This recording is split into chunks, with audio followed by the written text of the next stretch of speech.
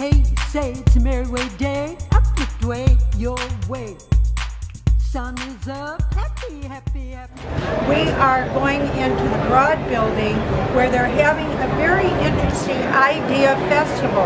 It's ideas about health, natural living, and guess what? Television too. And it's where the idea of where we're going to the future. So we're going to take you inside and... Virtualist. This is a new type of doctor, the virtualist.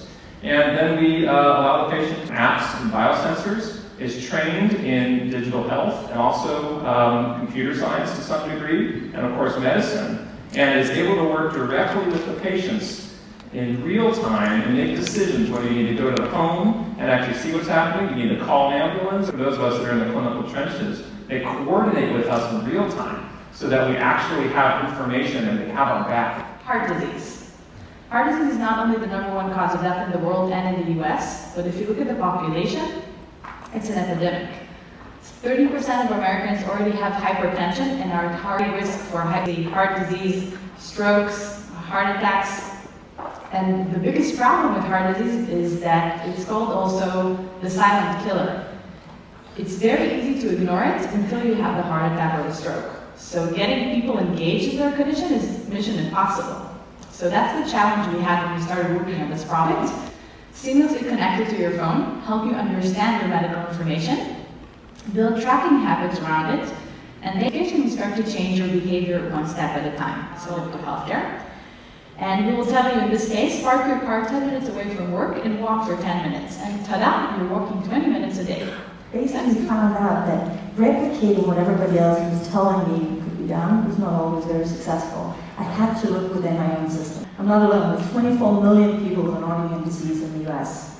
It's the equivalent of how many people live in Australia. It doesn't matter who you are, and it doesn't matter how much money you have in the bank. Most of the patients we see have been on a Molotov cocktail of drugs for many, many years prior to being told that the liver is setting out and we can't continue with this vaccine. And at that point, we go in and we look very detailed at the lifestyle components and figure out what are the triggers. And for many autoimmune patients, we are really identifying one or two things that are easily excluded from their day-to-day life in order for them to improve their state. In the past, we kind of had this notion that we'd go to the doctor would fix you. The patient responsibility side is not something we focused on.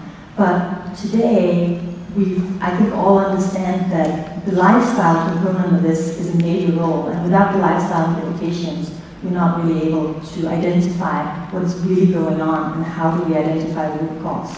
So in the future, we probably will have you covered, but until then, everybody needs to be protective. If you go into the hospital and you have an operation, the single most important thing that you need to do is get up and walk after that op. We know that like we know nothing else in medicine.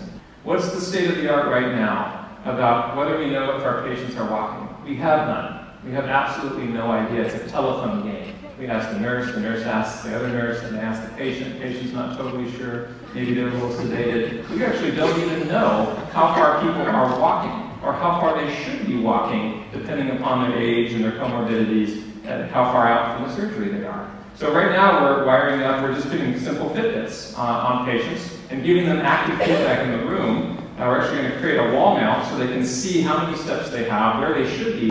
If somebody's falling off the flight path, we need to know that. We need to engage that patient and do something about it. Another thing we're doing in the hospital now, I'm quite familiar with virtual reality, and although this is for gaming, it provides an incredible opportunity for patients to escape the four walls of the hospital and to go to all sorts of other places. We actually tailor a virtual reality experience based upon their specific knowledge, attitudes, beliefs, and interests, and also their comorbidities, anxiety, depression, pain scores, and so on. And there's a variety of VR experiences. And we work with the patient and fit them. This is a virtual reality consult service. We call it the virtualist. This is a new type of doctor, the virtualist.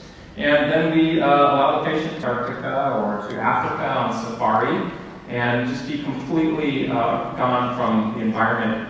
And these hospital rooms are biopsychosocial jail cells. That's what they are. No one wants to be in the hospital. So we take them out of the hospital to the stage of the Cirque du Soleil performance or underwater.